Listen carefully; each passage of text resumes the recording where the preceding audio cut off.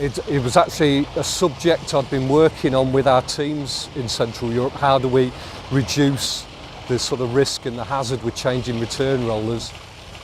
I was actually working for Lafarge in Central Europe at the time, and I came to site to see some new screens that had been installed. And walking up the conveyor to that building, I saw these brackets on the return of the conveyor.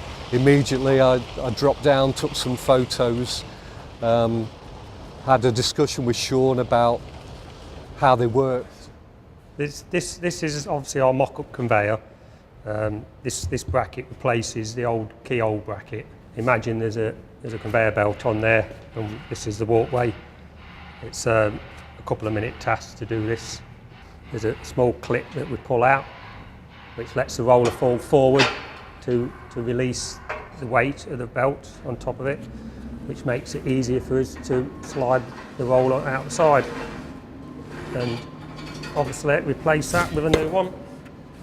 And it's as simple as to put it back as it is to take it out. We've got over 100 conveyors on the site, and we started off installing these on the areas of the conveyors above traffic routes and walkways, and we've now seen the benefit from the fitters of really minimising the risk fitting the rollers, so we've expanded that throughout the site. It's taken away the working in a cherry picker. It can all be done from one side. I think the hardest part of the job is carrying your roller up to it, really. This is a tremendous design that Sean has come up with.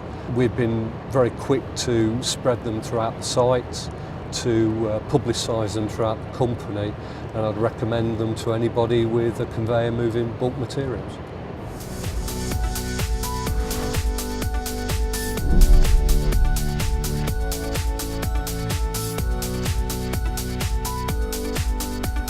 We're at the Chalk on Florence site in Bedlington, Northumberland. We produce concrete floor beams, pre-stressed floor beams for the housing building trade.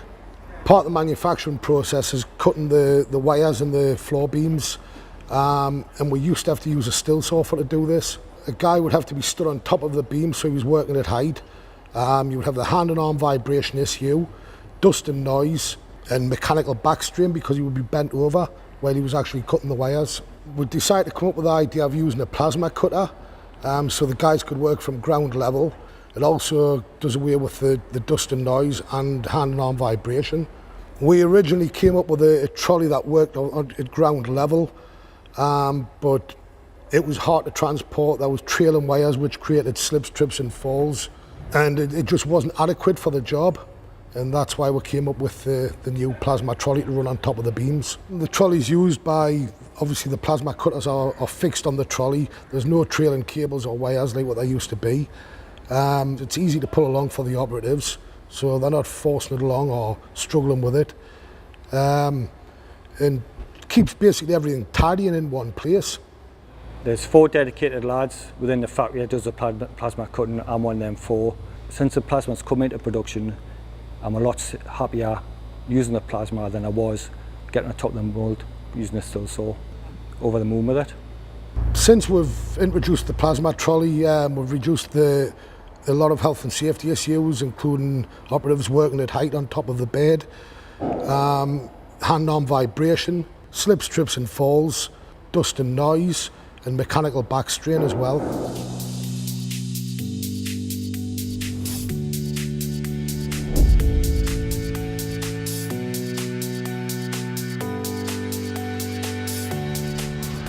We're currently on a Lafarge tarmac site here, Barrisford Quarry in Northumberland.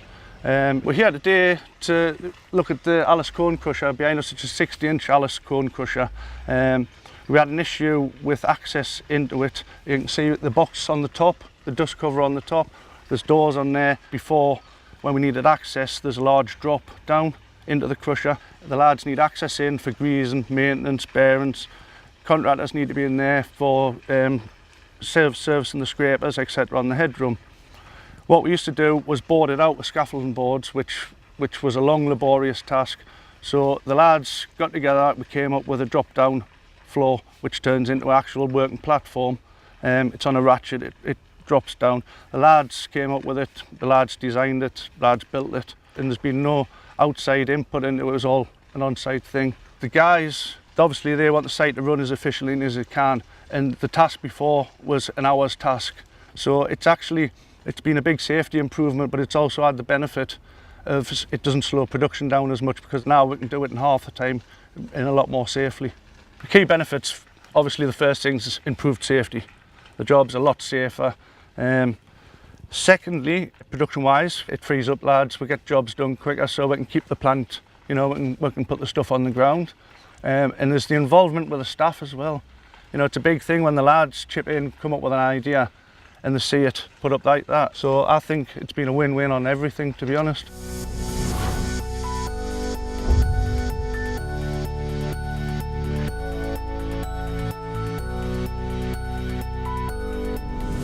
This is our new hopper. Before we had a underground hopper, which was a confined space, and now we've done away with that. We've got the overground hopper now that's easier to work on, less for manual handling problems, and easier for emergency access. The old hopper, it used to hold between 30 and 50 tonne of material, and if the belt snapped, all the material went on the floor, and we used to have to dig our way in to clear it, and sometimes it could take half a day, sometimes it could take a day, and it was a right backbreaker. This hopper, for a start, for one, it's 3 times higher off the floor than the other one. You can stand under and work under the shovel, and obviously you can walk all the way around this one. It's a lot better guarding. The other one, well, the guards on that's good, you know, safely, but this one's more of a safe structure, and you're more protected from the belt, and you know, a lot easier to work on. Walk right round it to the end. It's better all round. The payback is the productivity has increased, our efficiencies have gone up, there's less manual handling issues, there's no confined spaces, and it's far better to work on.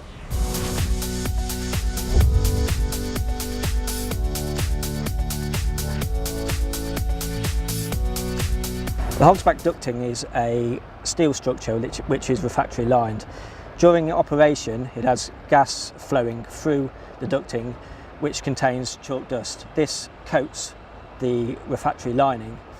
So during maintenance, where we need to work in the flash dryer, which is at the bottom of the ducting, we need to protect people from potential material or coating falling that's been generated throughout the year. The potential of something falling from 100 metres inside the duct would be catastrophic. This is where we came up with the airbag design. The air mats are fitted, one at the top of the duct. The second is fitted about 10 metres down from that. Then the third, which is 3 air mats all linked in together, is fitted approximately 10 metres above the flash dryer. As you can see behind me, we have one of the air mats. We're going to do a small demonstration of dropping a 25 kg cement bag. This has all been risk assessed and the environment has been controlled. The airbag is basically a mattress that is filled with low pressure air, and it's got different compartments in it, so when it comes under a load it depressurises and brings the load to an easy fall. To install the air mats, we needed to construct a steel structure through the ducting. This was done externally but required us to manufacture doors and manufacture access into the ducts at various locations throughout the downcomer's height.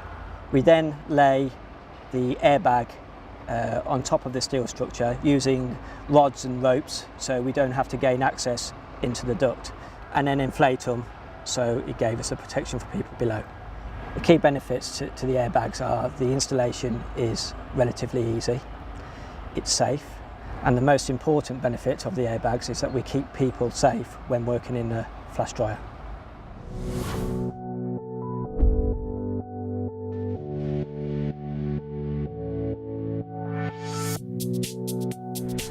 We're at Gilscar Quarry, Millham. We produce hard rock, granite for roadstone. We're here today to see an idea that we've had for a numerous amount of years, but finally got put into practice about 6 months ago, involving a confined space issue we had with working on the lower deck of our screen. The gap we used to go through was, I think it was 280mm wide, no bigger than your hand really, and when we used to get access through it, you couldn't wear a harness, so safe retrieval was near enough impossible. without taking the screen to bits, which would have took God knows how long. And also, because it's a double deck screen, the gap between the top and bottom deck was so small you couldn't safely drag anyone out either. So it was a very, you didn't realise how unsafe it was until you look at it now and what we do now different. What we've done, it's a simple idea really. We've just took part of the framework out to open the access from 280mm over 500mm square. So it's easier for people to access and egress out of a confined space and easy to rescue people as well. What we had to do then is we found that because we're on a top deck, we also had a working at height issue.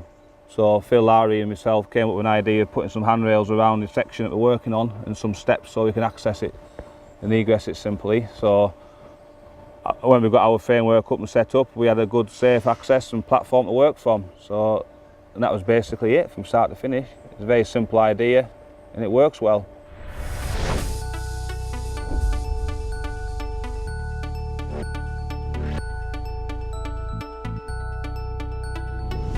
We produce approximately about 4.5 million tonnes a year at present.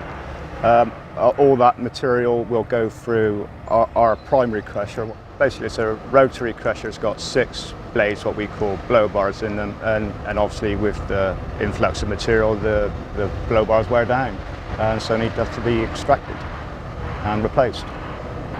Initially when the machine was installed, we had the impact basically on the actual blow bar, the hammer, with sledgehammers, basically to get the drop into the holders to make them free to extract the actual blow bar. Because obviously when striking with the sledges, a lot of hand-eye vibration problems, manual handling. So the original vibrator unit was just a unit. Basically we had to hold it onto the blow bar ourselves. And since then we've developed it further so it would actually stand alone on the blow bar, completely remotely. The unit is swung in by hoist, lowered on the machine. We haven't got intervened with it whatsoever. It's operated electrically, basically does its shaking, and then we extract it and the blow bar is ready to remove.